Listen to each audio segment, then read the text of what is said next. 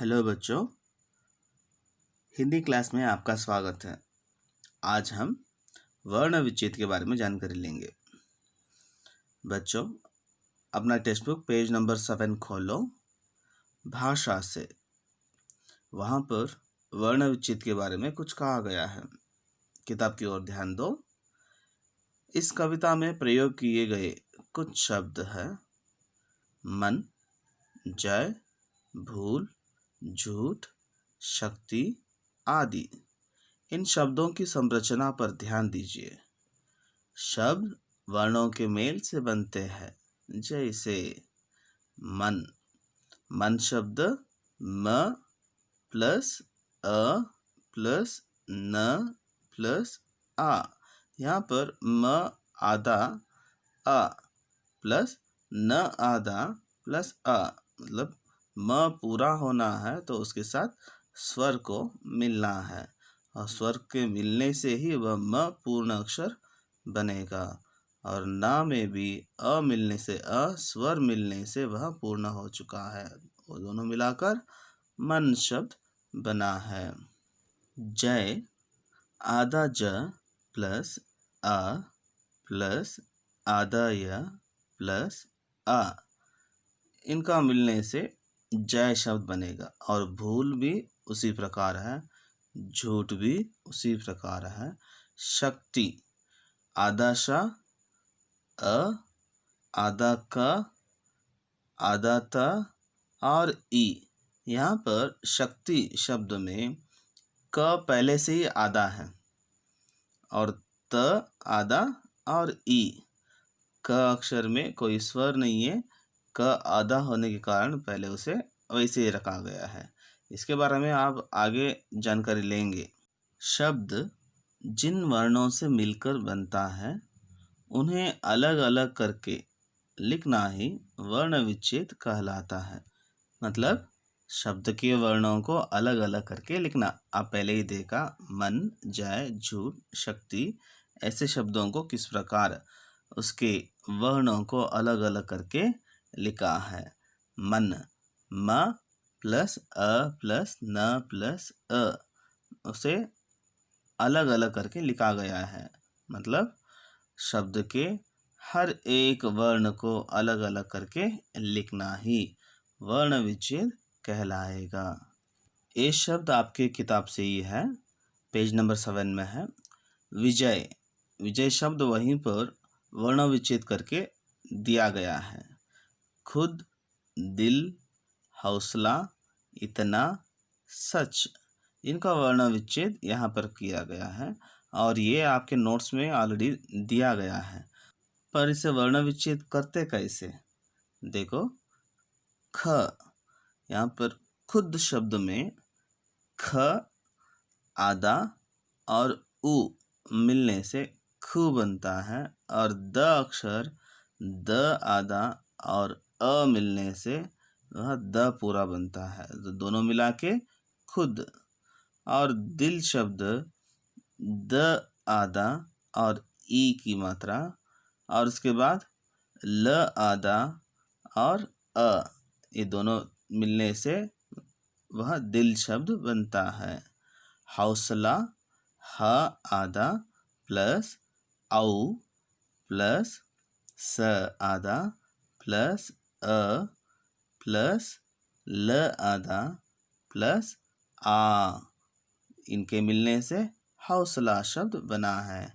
इतनी, इतना, और सच। देखो, इतनी में ई स्वराक्षर है। आप वर्ण विच्छेद के नियम के बारे में अभी जानकारी लेंगे, उसमें इसके बारे में भी और एक बार बताया जाएगा। इतना, इतना शब्द ई स्वराक्षर प्लस त आधा अक्षर प्लस अ प्लस न आधा अक्षर प्लस आ और इनके मेल से इतना शब्द बन चुका है। सच स आधा अक्षर प्लस आ प्लस च आधा अक्षर प्लस आ, इनके मेल से सच शब्द बना है। 12 खड़ी काका कीकी कुकु कृ के कई को कौ कम कहा। यहाँ पर क व्यंजनाक्षर पूर्ण होने के लिए स्वर मात्राओं को किस प्रकार जोड़ा गया है? अ से अहा तक के जो स्वर क व्यंजनाक्षर के साथ मिलने से वे 12 कड़ी में बदल जाते हैं। इन्हीं को ही हम अलग अलग करके लिखेंगे तो वो वर्ण विच्छेद कहलाएगा। वर्ण विच्छेद करने के लिए आप लोगों को 12 कड़ी को जानना अति आवश्यक है। 12 कड़ी के जानकारी के बिना आप वर्ण विच्छेद कर नहीं सकते। महल, म आधा प्लस अ दोनों मिला के म बनेगा। ह आधा प्लस अ मिलकर हा, ल आधा प्लस आ मिलकर ल। तीनों को कुल मिला के लिखेंगे तो यहाँ पर महल शब्द बन जाएगा। और कुछ उदाहरण आपके किताब में आए हुए मतलब आपके पद्य में आए हुए शब्दों के बारे में मन, जय, भेद, भाव, इनको भी इसी प्रकार हम वर्ण विच्छेद कर सकते हैं। और वर्ण विच्छेद के लिए अन्य उदाहरण भी यहाँ पर है। राजा, मीठा, साहसी, खुश, रूप, ऋतु।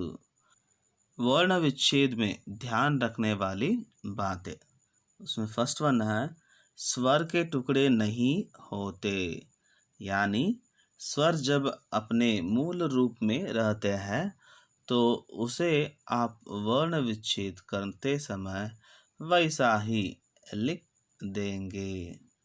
समझ में आया ना? स्वर के टुकड़े नहीं होते।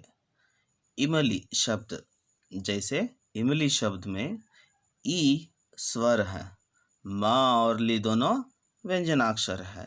यहाँ पर ई को जैसे है वैसे ही रखेंगे और म और ला को अलग अलग करके लिखेंगे। जैसे आधा म प्लस अ प्लस आधा ल प्लस ई, इन सभी को मिलाकर इमली शब्द बनेगा।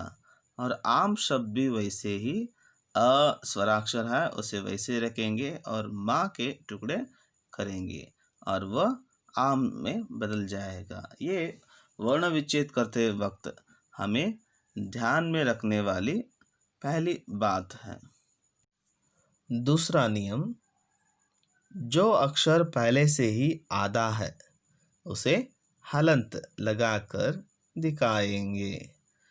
पुस्तक, चिट्ठी, इन दोनों शब्दों में आधा अक्षर देखो, पुस्तक में स आधा अक्षर है, चिट्ठी में ट आधा अक्षर है, इसलिए उनको वर्ण विच्छेद करते वक्त जैसे है वैसे रखा गया है। वह आधा अक्षर कब होगा? उसमें स्वर ना होने के कारण। पुस्तक में आधा प प्लस अ, आधा स प्लस आधा त प्लस अ, आधा क प्लस अ। स पहले से ही आधा है इसलिए उसके साथ स्वर को जोड़ा नहीं गया।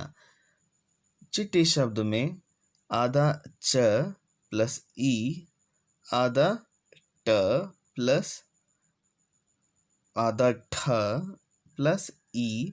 यहाँ पर ट हलंत लगाया है, देखो हलंत लगा है, वह आधा अक्षर है, वह पूर्ण लिखे हुए हैं पर हलंत लगाने पर उसका अर्थ क्या होगा? वह आधा अक्षर। उसके नीचे जो चिन्ह लगा है उसे कहते हैं हलंत। आधा अक्षर एक क के नीचे हलंत लगाने से वह आधा अक्षर कहलाएगा। हलंत आधा अक्षर के लिए ही लगाया जाता है। और ये और आई की मात्रा वाले शब्दों में ध्यान रखें कि कौन सा ये है, आई आएगा, है ना? हमें ये है या आई है उसके बारे में ध्यान देना है। जैसे केला, मैला, केला शब्द में ये है और मैला शब्द में आई है, उसे अपने ध्यान में रखकर हमें वर्ण विच्छेद करना चाहिए। और अनुस्वार और अनुनासिक युक्त शब्द का वर्ण विच्छेद, हंस, गंगा, गांव। ह आधा प्लस अम प्लस स आधा प्लस अ, हंस। तो उसी प्रकार गंगा और गांव, वहाँ पर अनुस्वार और आ के ऊपर चंद्र बिंदु लगाए तो वो अनुनासिक कहलाएगा। यहाँ गांव शब्द में ग आधा अक्षर और आ जो है उसके ऊपर चंद्र बिंदु लगाया गया है, और उसी प्रकार व आधा अक्षर और अ स्वराक्षर इनके मेल से गांव शब्द बनता है। और ये र के संबंधित वर्ण विच्छेद है, जैसे कर्ण और चक्र। कर्ण और चक्र दोनों अलग है, वर्ण विच्छेद करते समय उनको ध्यान में रखकर वर्ण विच्छेद करना है। और संयुक्त व्यंजनाक्षर क्ष तर ज्ञ श्र, यहाँ पर दो व्यंजन और एक स्वर के मेल से संयुक्त व्यंजनाक्षर बनता है, इनकी ओर भी ध्यान दो।